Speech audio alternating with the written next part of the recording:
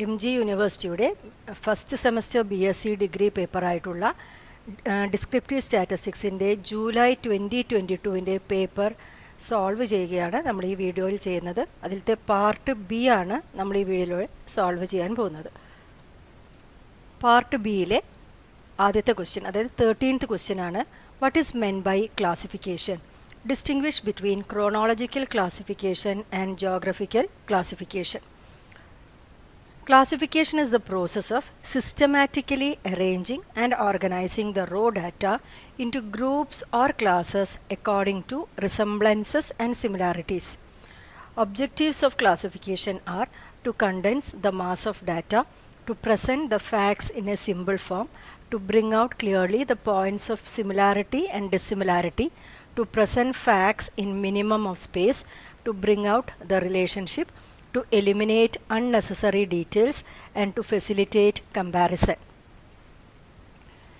Geographical classification. Classification of data on the basis of geographical areas such as countries, states, districts, etc. Example, number of COVID cases in districts in North Kerala. അപ്പോൾ ഇവിടെ data ഡിസ്ട്രിക്ട്സും number of covid cases എന്ന രീതിയിലാണ് classify ചെയ്ത് തന്നിരിക്കുന്നത്. This is a geographical classification. Chronological classification. Classification of data on the basis of time such as years, months, days, etc. Example, population of a country on different years. അതായത് ഇവിടെ data year vice പോപ്പുലേഷനാണ് തന്നിരിക്കുന്നത്. ഓരോ ഇയറിലും 1971 മുതൽ 2011 വരെയുള്ള ഇയേഴ്സിലുള്ള പോപ്പുലേഷനാണ് ഇവിടെ തന്നിരിക്കുന്നത്. അപ്പോൾ ഇത്തരം ഒരു ക്ലാസിഫിക്കേഷൻ നമ്മൾ ക്രോണോളജിക്കൽ ക്ലാസിഫിക്കേഷൻ എന്ന് പറയുന്നു. അടുത്ത question, what are the main points to be remembered in tabulation? The tables illustrated should be self-explanatory, simple and attractive. There should be no need for further explanation. The number of rows and columns should be kept minimal to present information in a crisp and concise manner.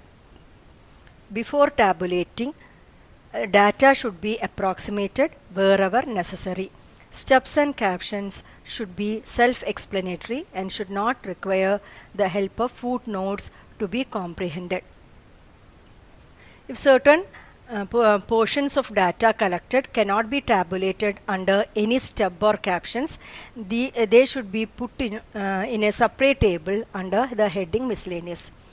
Quantity and quality of data should not be compromised under any scenario while forming a table.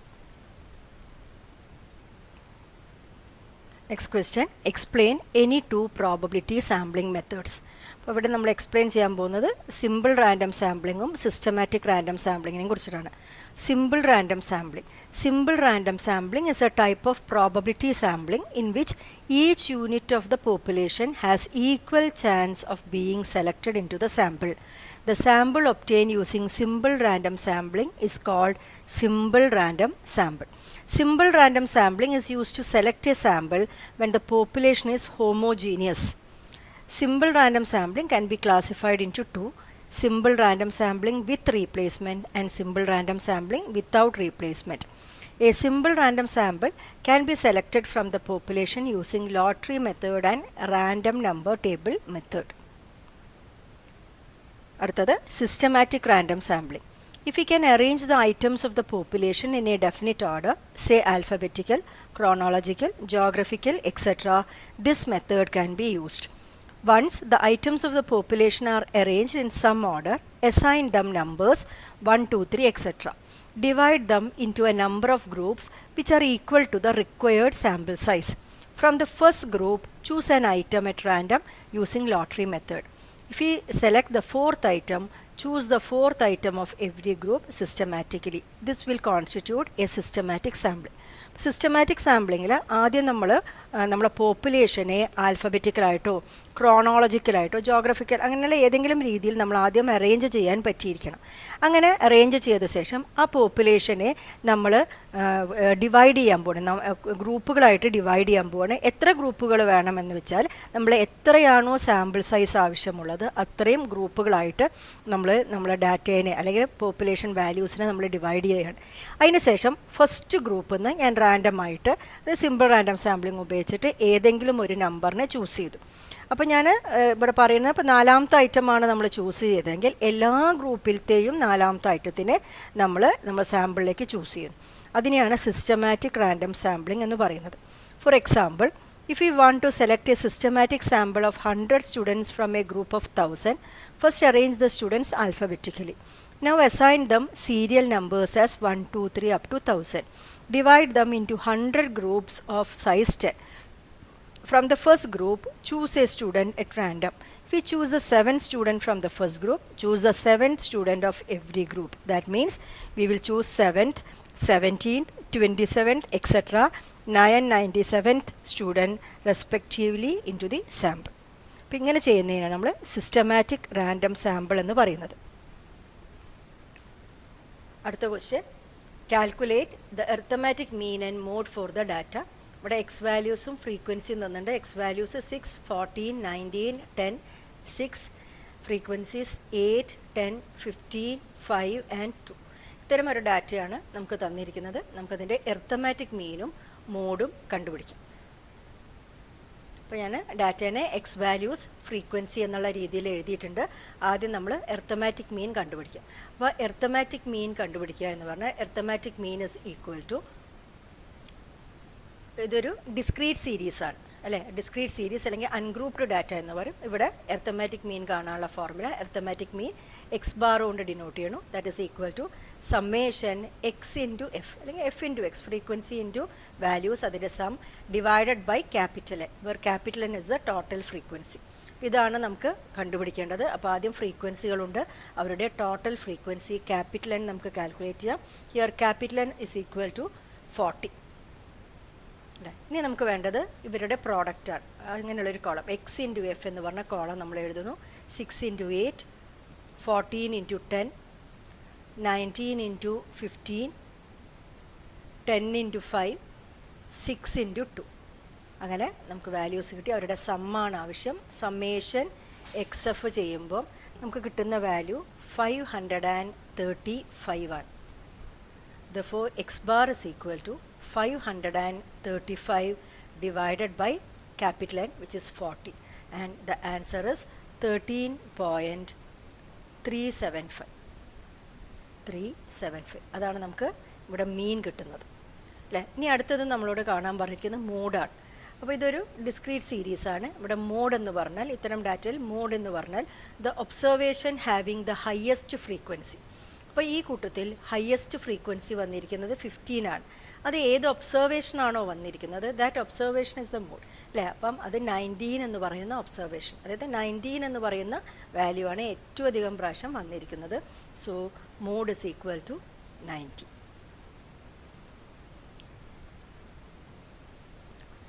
അടുത്ത question, calculate mean deviation from median for the following data. ഇവിടെയും ഒരു discrete ഡാറ്റയാണ് തന്നിരിക്കുന്നത്. X വാല്യൂസും ഫ്രീക്വൻസിയും തന്നിട്ടുണ്ട് അല്ലേ. അപ്പോൾ നമ്മൾ ഡാറ്റ എക്സ് വാല്യൂസും ഫ്രീക്വൻസി എഴുതിയിട്ടുണ്ട്. ഇനി നമ്മൾക്ക് കണ്ടുപിടിക്കേണ്ടത് മീൻ ഡീവിയേഷൻ എബൌട്ട് മീഡിയൻ ആണ് അല്ലേ. അപ്പം ഇത്തരം ഒരു ഡാറ്റയിൽ, ഒരു ഫ്രീക്വൻസി ഡാറ്റയിൽ മീൻ ഡീവിയേഷൻ എബൌട്ട് മീഡിയൻ കാണാനുള്ള formula summation f into modulus of x minus median. Median എന്നാണ് ഇവിടെ ഡീവിയേഷൻസ് എടുക്കേണ്ടത്. Divided by capital N, where capital N is the total frequency. അപ്പോൾ ഈ കാൽക്കുലേഷനാണ് നമുക്ക് നടത്തേണ്ടത്. അതിന് വേണ്ടിയിട്ട് നമുക്ക് ആദ്യം മീഡിയൻ കണ്ടുപിടിക്കണം. അപ്പോൾ what is median? Median is in this data, what is median? Median is capital N plus 1/2th observation. ഇതിനെയാണ് നമ്മൾ മീഡിയൻ എന്ന് പറയുന്നത്. അപ്പോൾ ഇതാണ് നമുക്ക് കണ്ടുപിടിക്കേണ്ടത്. അതിനുവേണ്ടി നമ്മൾ ആദ്യം ക്യാപിറ്റൽ എൻ എന്താ നോക്കാം. Here capital N is equal to 29 അല്ലേ. ഇനി 29 പ്ലസ് 1/2th ഒബ്സർവേഷൻ ആയിരിക്കും നമ്മളുടെ മീഡിയൻ എന്നാണ് നമുക്ക് അറിയുന്നത്. That is 30 + 2, it is 15th observation will be the median അല്ലേ. അതിന് വേണ്ടിയിട്ട് നമുക്ക് 15th ഒബ്സർവേഷൻ കണ്ടുപിടിക്കണം. അതിനു വേണ്ടി നമ്മൾ കണ്ടുപിടിക്കേണ്ടത് cumulative ഫ്രീക്വൻസിയാണ്. we have to find cumulative frequency. അപ്പോൾ എങ്ങനെ ക്യുമുലേറ്റീവ് ഫ്രീക്വൻസി കാണേണ്ടത്? ഇവിടെ ലെസ് ദാൻ ക്യുമുലേറ്റീവ് ഫ്രീക്വൻസിയാണ് കാണേണ്ടത്.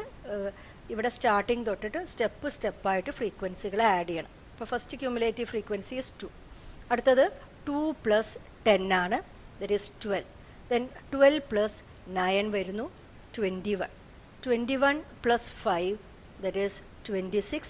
26 + 3 29. ഇങ്ങനെയാണ് നമ്മൾ സ്റ്റെപ്പായിട്ട് ഫ്രീക്വൻസികളെ ആഡ് ചെയ്തിട്ട് ക്യുമുലേറ്റീവ് ഫ്രീക്വൻസി കണ്ടുപിടിച്ചു. ഈ കൂട്ടത്തിൽ നിന്നാണ് ഞാൻ 15th ഒബ്സർവേഷൻ കണ്ടുപിടിക്കേണ്ടത്.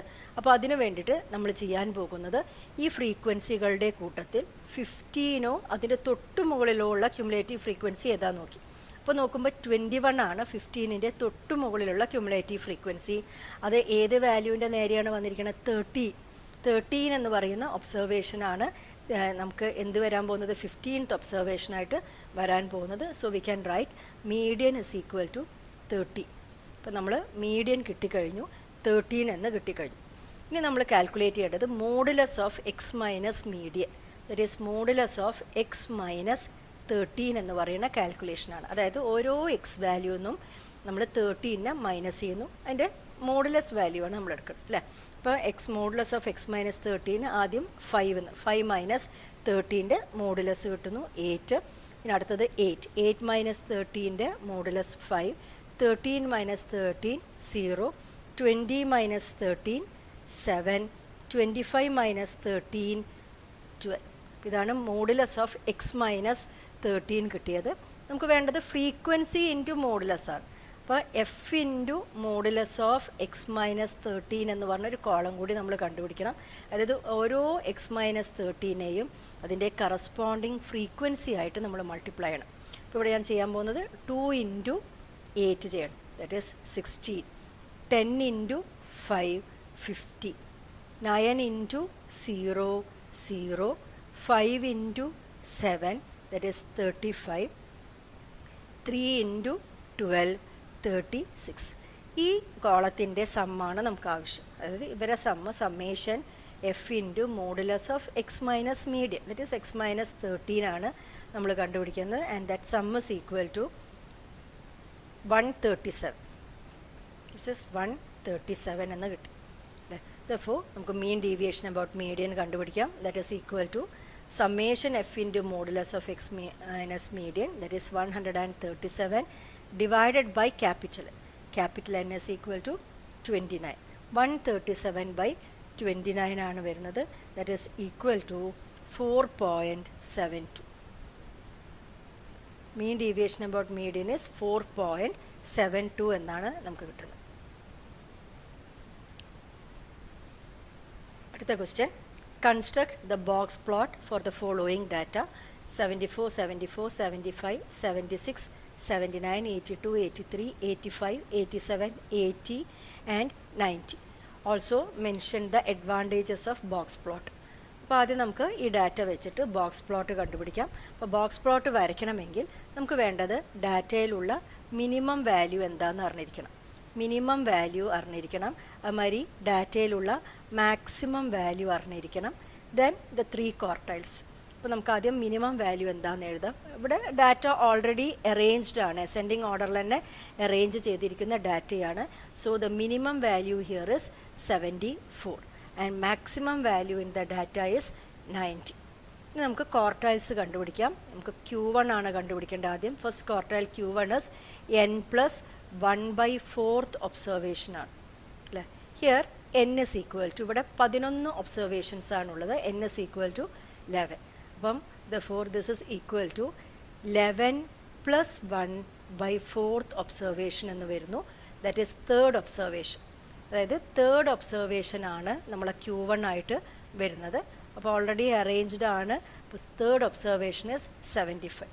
അപ്പോൾ median is equal to Q1 is equal to 75. രണ്ടാമത്തത് Q2 ആണ്, that is median, which is n+1/2 observation. That is 11 + 1/2 observation ആണ് വരുന്നത്, which is 6th observation. 6th observation ആണ് നമ്മൾ Q2 എന്ന് പറയുന്നത്. and 6th observation is Q2 is equal to 82. ഇനി ഒന്നുകൂടി വേണം. Third quartile Q3 is 3 into n plus 1/4 ഒബ്സർവേഷനാണ് വരുന്നത്. That is 3 into 11 plus 1/4 observation അല്ലേ, which is 9th observation. 9th ഒബ്സർവേഷനാണ് നമ്മളുടെ Q3 ആയിട്ട് വരുന്നത്. അപ്പോൾ നമ്മളിവിടെ നോക്കുമ്പം 9th ഒബ്സർവേഷൻ വരുന്നത് 87 ആണ്. അപ്പോൾ ഇതും നമുക്ക് കിട്ടിക്കഴിഞ്ഞു. അപ്പോൾ ഇത്ര കാര്യങ്ങളാണ് നമുക്കൊരു ബോക്സ് പ്ലോട്ട് വരയ്ക്കാൻ വേണ്ടി ആവശ്യം. Minimum value, maximum value and the 3 quartiles. ഇത് കൂടി ഉണ്ടെങ്കിൽ നമുക്ക് എന്ത് ചെയ്യാം, ഒരു ബോക്സ് പ്ലോട്ട് വരയ്ക്കാം. അപ്പോൾ നമ്മൾ ബോക്സ് പ്ലോട്ട് വരയ്ക്കാൻ വേണ്ടിയിട്ട് ആദ്യം നമ്പർ ലൈൻ വരയ്ക്കുകയാണ്. നമ്പർ ലൈനിൽ നമുക്ക് മാർക്ക് ചെയ്യേണ്ടത് 74 മുതൽ 90 വരെയുള്ള വാല്യൂസാണ്. അപ്പോൾ ആ സൈഡിലുള്ള നമ്പർ ലൈനാണ് നമ്മൾ എടുക്കുന്നത്. 70 മുതൽ 92 വരെയുള്ള പോർഷനാണ് ഞാൻ ഇപ്പോൾ ഇവിടെ എടുത്തിരിക്കുന്നത്.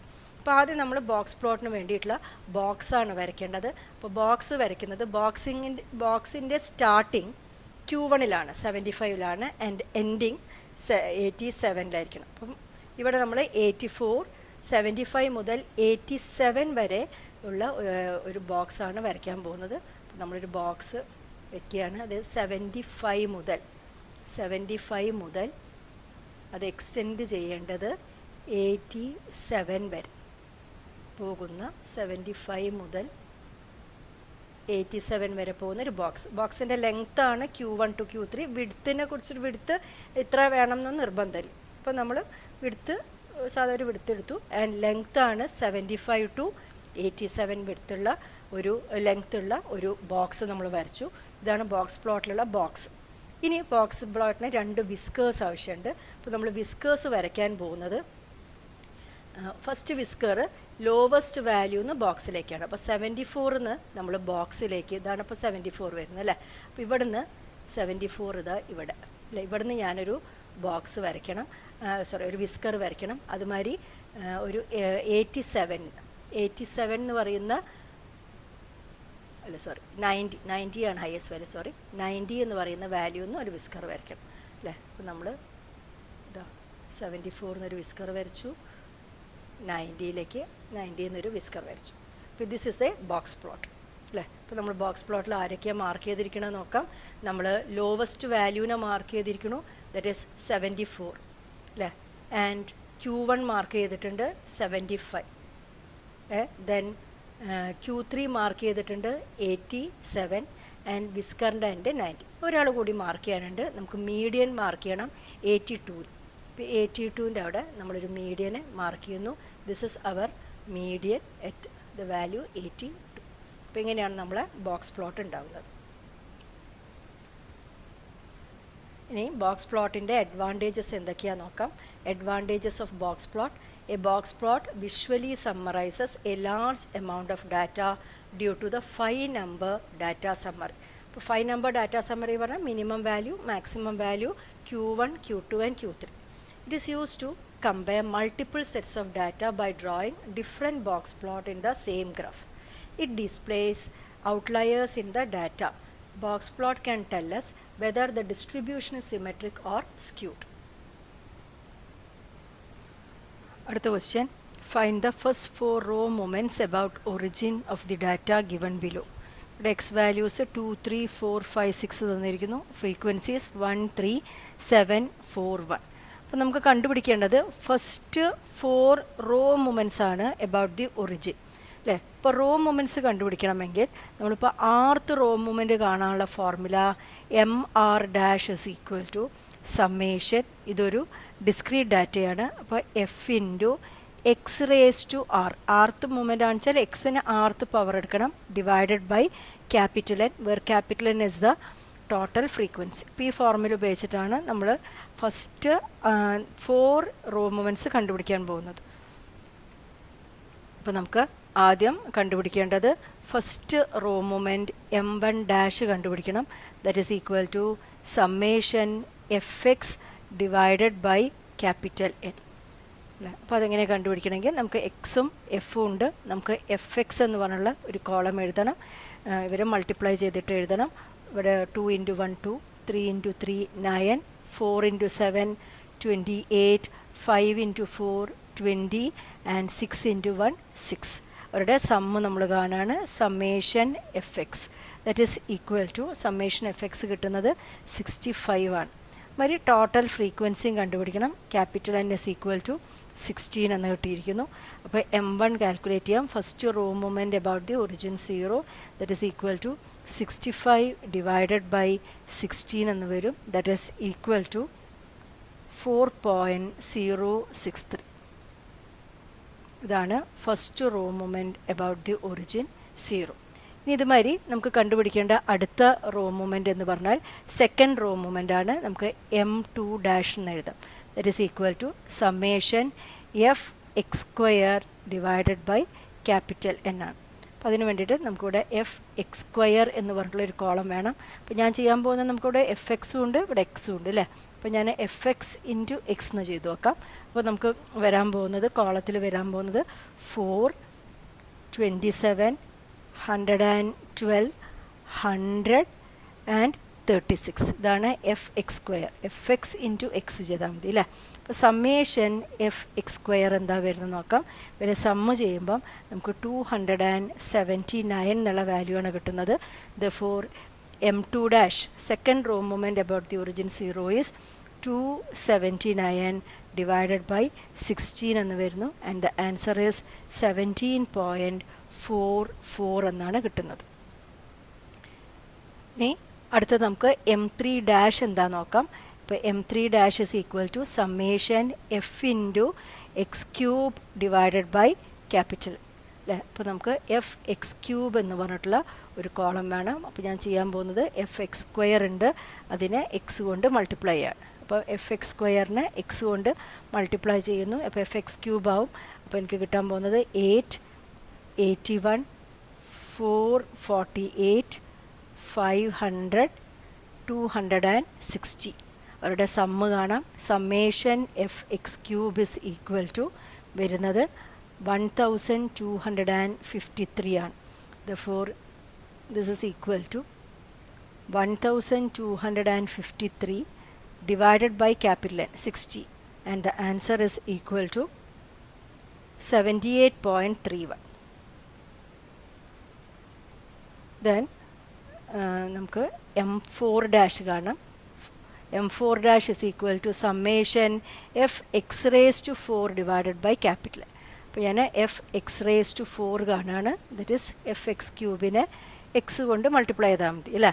That is 16, 243, 1792, 2500, 1296, and their summation f x raised to 4 is equal to 5847. അപ്പോൾ നമ്മൾ 5847 ഡിവൈഡഡ് ബൈ 16 എന്ന് ചെയ്യുന്നു. And the answer is equal to 365.44. അങ്ങനെ നമുക്ക് 4 റോ മൊമെൻറ്റുകൾ കിട്ടി about the origin 0.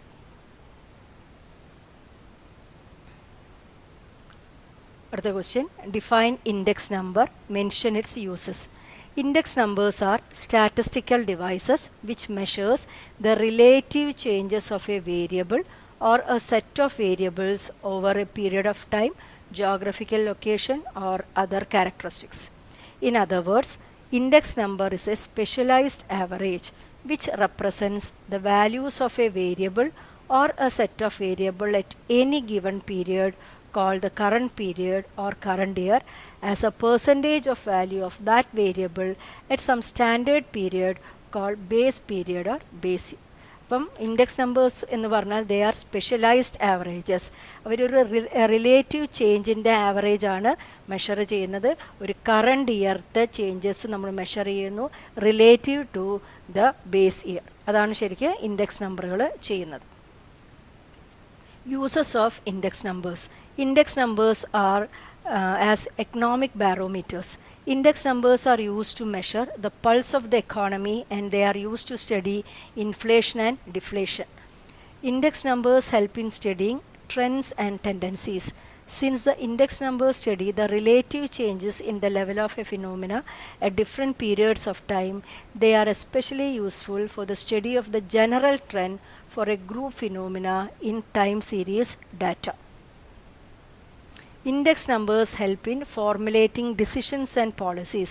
Since the index numbers are widely used to study the general economic and business conditions of the society, they are used to fix the wages and dearness allowance of workers so as to enable them to meet the increased cost of living from time to time. Index numbers are useful in measuring the purchasing power of money. Purchasing power of money is equal to 1 divided by cost of living index. Next question. Define time reversal test. Examine whether simple arithmetic mean and simple geometric mean index numbers satisfies this test. അപ്പോൾ നമുക്ക് എന്താണ് time reversal test നോക്കാം. Time reversal test is one of the test for finding A good index number. The time reversal test requires that the index for the current period based on the base period is the reciprocal of the index of the base period based on the current period.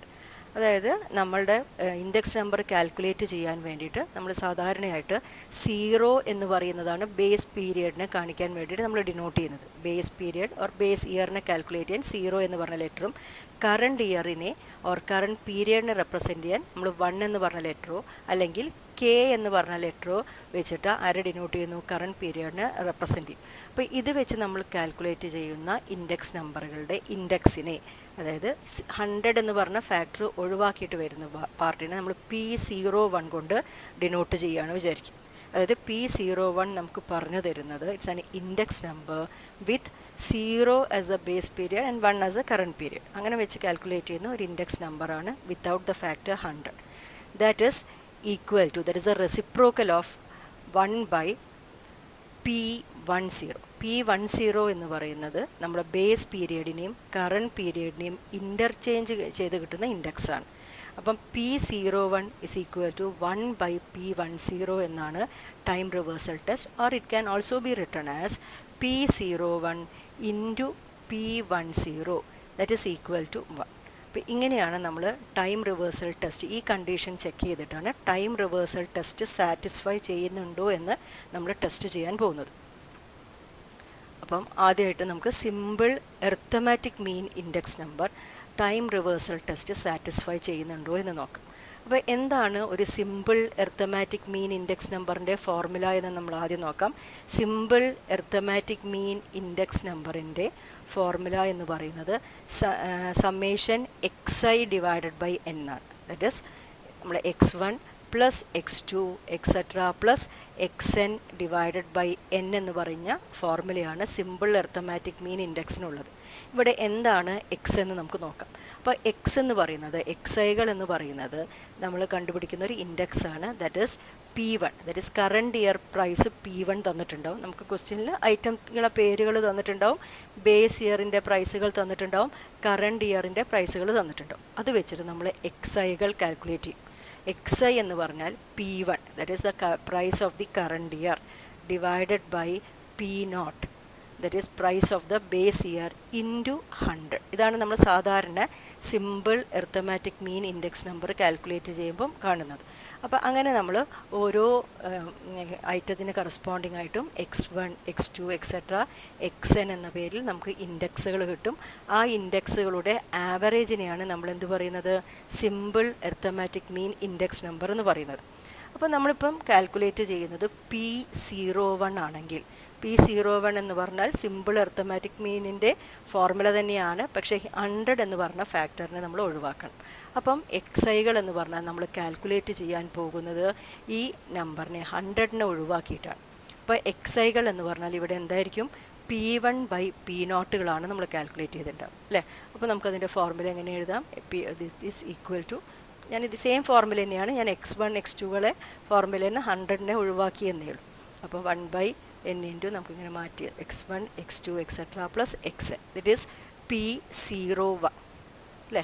ഇനി നമുക്ക് കണ്ടുപിടിക്കേണ്ടത് P10 ആണ്. അപ്പോൾ P10 കാണുക എന്ന് പറഞ്ഞാൽ P01ന് നമ്മൾ ചെയ്തത് P1 മുകളിലും P0 താഴെയും അല്ലേ. ന്യൂമറേറ്ററിൽ നമ്മൾ എടുത്തത് കറണ്ട് ഇയറിൻ്റെ പ്രൈസും ഡിനോമിനേറ്ററിൽ എടുത്തത് ബേസ് ഇയറിൻ്റെ പ്രൈസുമാണ്. ഇനി നമ്മളിവരെ എന്ത് ചെയ്യണം, റെസിപ്രോക്കലുകളാണ് കാണുന്നത്, അതായത് ഇവരെ ഇൻ്റർചേഞ്ച് ചെയ്യുകയാണ്. അപ്പോൾ ഞാൻ ചെയ്യാൻ പോകുന്നത്, ഞാൻ കണ്ടുപിടിക്കേണ്ടത് ഈ P0 ബൈ P1കളാണ്.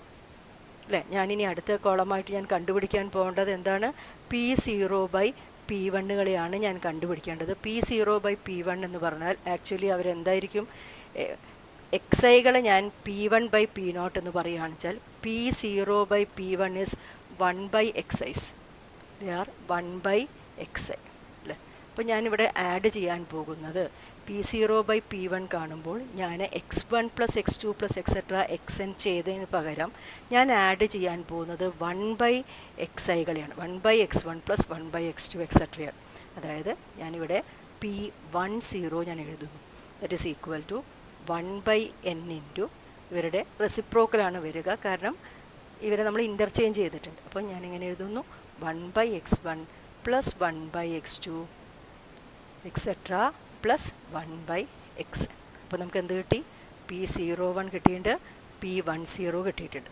ഇനി ടൈം റിവേഴ്സൽ ടെസ്റ്റ് സാറ്റിസ്ഫൈ ചെയ്യുന്നുണ്ടെങ്കിൽ നമ്മൾ ടെസ്റ്റ് ചെയ്യേണ്ടത് P10 ഇൻറ്റു P01 1 വരുന്നുണ്ടോ എന്ന് നോക്കാം. നമുക്കിവിടെ നോക്കാം. അപ്പോൾ P10 ഇസ് നമുക്ക് കിട്ടിയിരിക്കുന്ന P10 എന്ന് പറയുന്നത് ഇപ്പം 1/n into 1/x1 + 1/x2 etcetera plus 1/x into P01. That is 1/n into x1 + x2 + etcetera plus x. അപ്പോൾ this is not equal to 1. ഇവിടെ ആരും ക്യാൻസൽ ചെയ്തൊന്നും പോകുന്നില്ല. Sorry, this is not equal to 1. അപ്പോൾ നമുക്ക് P10 into P01 is not equal to 1. അപ്പം simple arithmetic mean index number does not satisfy time reversal test. Time reversal test ഇത് satisfy ചെയ്യുന്നില്ല. ഇനി അടുത്തതായിട്ട് simple geometric mean index number time reversal test satisfy ചെയ്യുന്നുണ്ടോ എന്ന് നോക്കാം. അപ്പോൾ നമുക്ക് അതിൻ്റെ ഫോർമുല എന്താണെന്ന് നോക്കാം. സിമ്പിൾ ജോമെട്രിക് മീൻ ഇൻഡെക്സ് നമ്പറിൻ്റെ ഫോർമുല എന്ന് പറയുന്നത്, ഇവിടെ നമ്മൾ ജോമെട്രിക് മീനാണ് കാണേണ്ടത് അല്ലേ? അപ്പോൾ that is it can either be written as nth root of x1 into x2 into etcetera xn എന്ന് എഴുതാം, അല്ലെങ്കിൽ x1 into x2 into etcetera xn whole raise to 1/n എന്നും എഴുതാം അല്ലേ? ഇവിടെ നേരത്തെ പറഞ്ഞ പോലെ x1 x2 എക്സെട്ര xn എന്താ നോക്കാം. അപ്പോൾ നമുക്ക് ക്വസ്റ്റ്യനിൽ ഇപ്പം ഐറ്റംസും നമുക്ക് ബേസ് ഇയർ പ്രൈസുകളും കറണ്ട് ഇയർ പ്രൈസുകളും തന്നിട്ടുണ്ട്. അത് വെച്ച് നമ്മൾ കാൽക്കുലേറ്റ് ചെയ്യുന്ന ആളാണ് XIകൾ. XI എന്ന് പറഞ്ഞാൽ it's an index which is P1/P0 into 100. നേരത്തെ പറഞ്ഞ അതേപോലെ തന്നെയാണ്. അപ്പോൾ ഇവിടെ നമുക്ക് കാൽക്കുലേറ്റ് ചെയ്ത് അറിയേണ്ടത് P01 എന്താണെന്നാണ്. അപ്പോൾ P01 എന്ന് പറഞ്ഞാൽ ഇതേ ഫോർമുലയാണ്, പക്ഷേ ഇവിടെ 100 എന്ന് പറഞ്ഞ ഫാക്ടറിനെ നമ്മൾ ഒഴിവാക്കണം. അപ്പോൾ നമ്മൾ P01 കാൽക്കുലേറ്റ് ചെയ്യുമ്പോൾ നമ്മൾ എടുക്കുന്ന ഫോർമുലയിൽ XIകൾ എങ്ങനെ എടുക്കണം? വെറും P1/P0 എടുക്കണം അല്ലേ? അപ്പോൾ XIകൾ എന്ന് പറഞ്ഞാൽ P1/P0 ആണ്. അപ്പോൾ ഫസ്റ്റ് ഐറ്റത്തിന് കറസ്പോണ്ടിങ് ആയിട്ട് നമുക്ക് x1 കിട്ടും, അടുത്ത ഐറ്റത്തിന് കറസ്പോണ്ടിങ് ആയിട്ട് x2 കിട്ടും, ആൻഡ് ലാസ്റ്റ് ഐറ്റത്തിന് കറസ്പോണ്ടിങ് ആയിട്ട് xn കിട്ടും. അപ്പോൾ P01 ഇസ് നമ്മൾ പറഞ്ഞ പോലെ x1 into x2 into etcetera into xn whole raise to 1/n എന്നാണ് വരാൻ പോകുന്നത്. ഇതേപോലെ നമുക്ക് ആരെ കാൽക്കുലേറ്റ് ചെയ്യാം? P10 കാൽക്കുലേറ്റ് ചെയ്യാം. അപ്പോൾ P10 കാൽക്കുലേറ്റ് ചെയ്യണമെങ്കിൽ ഞാൻ P1/P0 എന്നുള്ള കാൽക്കുലേഷൻ്റെ സ്ഥാനത്ത് ഞാൻ എന്ത് കാൽക്കുലേഷൻ നടത്തണം? ഇവർ ഇൻ്റർചേഞ്ച് ചെയ്തിട്ട് P0/P1 എന്ന് കാൽക്കുലേറ്റ് ചെയ്യണം അല്ലേ? അപ്പം XIകൾ എന്ന് പറഞ്ഞാൽ P1/P0 ആണെങ്കിൽ P0/P1 എന്ന് പറയുന്നതിന് അതിൻ്റെ റെസിപ്രോക്കലായിട്ട് നമുക്ക് പറയാം അല്ലേ? 1/XIകളാണ്. അപ്പോൾ നമ്മൾ വയ്ക്കുന്നത് ഇപ്പോൾ P0/P1 ആണ് നമ്മൾ കാൽക്കുലേറ്റ് ചെയ്യുന്നതെങ്കിൽ നമ്മൾ കണ്ടുപിടിക്കുന്നത് 1/x1 1/x2 എക്സെട്ര 1/xnകളായിരിക്കും അല്ലേ? അപ്പോൾ ഇവിടെ നമ്മൾ ജോമെട്രിക് മീൻ കാൽക്കുലേറ്റ് ചെയ്യുമ്പോൾ ഇവരുടെ 1/XIകളുടെ ജോമെട്രിക് മീനാണ് കാൽക്കുലേറ്റ് ചെയ്യേണ്ടത്. And that is equal to 1/x1 into 1/x2 etcetera into 1/xn whole raised to 1/n, or it can also be written as 1 whole divided by x1 into x2 into etc xn raised to 1/n. ഇനി നമുക്ക് ഇവരുടെ product നോക്കാം. അതായത് നോക്കാൻ പോകുന്നത് what is P01 into P10 എന്ന് നോക്കാം. That is equal to x1 P10 x1 x2 etc xn whole raised to 1 by n into P10 is 1 divided by x1 into x2 etc. xn whole raised to 1 by n. അപ്പോൾ നോക്കുമ്പം ഇവർ രണ്ടുപേരും ക്യാൻസലായി പോകുന്നു and the answer is equal to 1. അപ്പോൾ നമുക്ക് എന്ത് പറയാം? Simple geometric mean index number satisfies time reversal test.